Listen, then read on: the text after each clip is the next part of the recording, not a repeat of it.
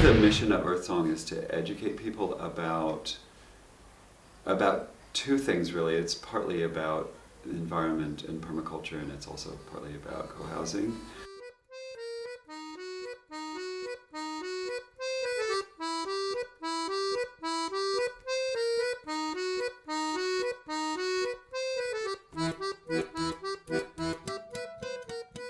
This was originally an orchard that had never been sprayed, which is why Earthsong decided to buy this specific piece of land.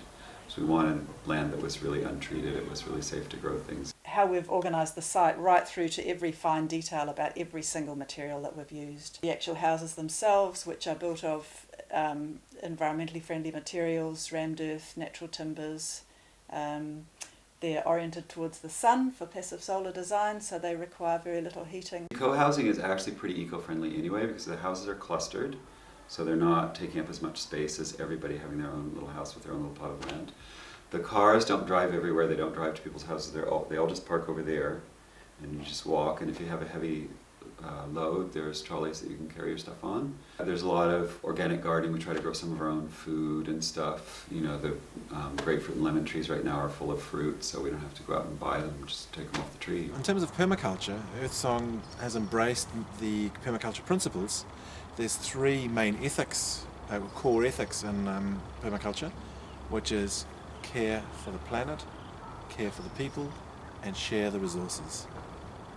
And we've embodied that, and then you get deeper into it, and you are looking to emulate natural systems, to work with nature rather than against her. We're trying to minimise our waste in every which way, and one of the ways we're doing that is by worm farming and by bokashi.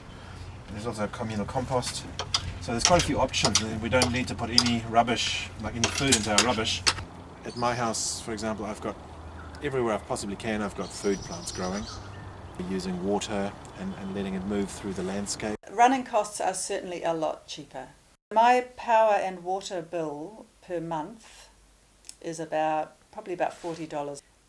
I think actually it's really important to learn how to live sustainably in the city, to learn how to build sustainable cities, because it's a reality that we choose to live in cities mostly in our culture. The environmental systems we've got in place and the social systems really complement each other. It's about working at a level of respect and love, both for nature and for each other. It's the little casual things like somebody's got too many lemons and so they knock on your door and, pass on their surplus.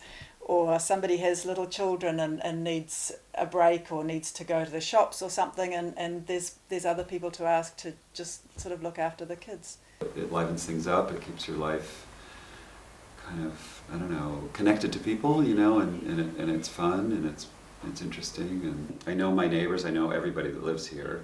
There's about 60 of us, and if I want to interact with someone, I can always be here, and there's usually someone around. And people, because we sit down and eat meals together twice a week, people stay in touch with each other, and people know each other pretty well. And yeah, it's just very different from the neighbor that you kind of only know their name and maybe once helped them find their lost dog or something, but you don't really know them, Here you know them, you like stay connected. It's not like a closed thing. We don't want it to be closed at all. There's no gate. There is a fence around it to keep dogs out, but it's not like we want people to stay out. It's not like that. What I'm hoping is that people will say, "Oh, co-housing, that's a really good idea," and they'll want to create more of it, because to me it is a really good idea. I mean, I know it may not work for everyone, but I think that it's like a really good way of bringing back the sort of communities that people used to live in when they lived in villages and people knew each other and everybody was all up in each other's business and stuff.